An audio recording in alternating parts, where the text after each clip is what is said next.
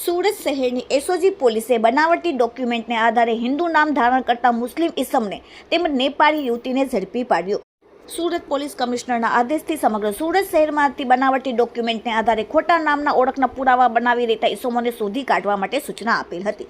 જે સૂચનાને અનુસંધાને એસઓજીના અધિકારીઓના માણસોની અલગ અલગ ટીમો બનાવીને એકબીજાનું સંકલન કરી હ્યુમન સોર્સિસ તથા ટેકનિકલ સર્વેલન્સની મદદથી આ દિશામાં પ્રયત્નો હાથ ધરવામાં આવેલ। જે દરમિયાન પોલીસ સબ ઇન્સ્પેક્ટર MD હડિયા અને તેમની ટીમના માણસો પેટ્રોલિંગમાં હતા ત્યારે ખાનગી બાતમીના આધારે આરોપી એક સુલતાન ઉર્ફે સુનિલ મંડલ અબ્દુલ શેખ ઉંમર 29 રહેવાસી ફ્લેટ નંબર 503 પાંચમા માળે અનુપમ રેસિડેન્સી કડોદરા 4 રસ્તા પાસે શ્રીનિવાસ કડોદરા અને મહિલા સ્મિતિ ઉર્ફે સ્વાતિ પટેલ ઉર્ફે ઇશિકાસિંહ સુંદરસિંહ તામાંગ રહેવાસી પાંચમા માળે અનુપમ રેસિડેન્સી કડોદરા 4 રસ્તા શ્રીનિવાસ કડોદરા બંને સુરત શહેરમાં અલગ અલગ નામ ધારણ કરીને ખોટા ઓળખ પુરાવા બનાવીને શહેરમાં આટાફેટા મારે છે।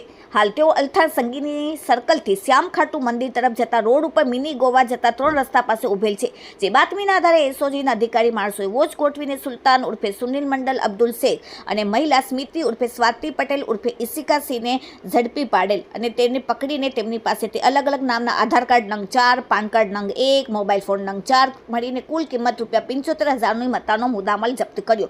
પોલીસે સુલતાન ઉર્ફે સુનિલ મંડલની કડકાઈથી પૂછપરછ કરતા કહ્યું કે પોતે મુસ્લિમ હતો અને વેસ્ટ બંગાળનો વતની છે, જેથી સારી નોકરી મેળવવા તથા હિન્દુ વિસ્તારમાં મુસ્લિમ તરીકે કોઈ રૂમ ભાડેથી આપતો ન હતો, જેથી પોતે હિન્દુ નામનો આધાર કાર્ડ બનાવવાની હકીકત જણાવેલ। જ્યારે મહિલા સ્મિતિ ઉર્ફે સ્વાતિ પટેલ ઉર્ફે ઇશિકાની પૂછપરછ કરતા તેને કહેલ કે પોતે નેપાળ ખાતેથી વતની હતી અને ભારતમાં નોકરી અર્થે પોતાના અલગ અલગ નામના આધાર કાર્ડ અને પાન કાર્ડ બનાવેલ હોવાની હકીકત જણાવેલ। હાલમાં બંનેને પોલીસે પકડીને અલથાણ પોલીસ સ્ટેશનમાં કાયદેસરની કાર્યવાહી કરેલ છે। Bureau report, daily India TV, Surat.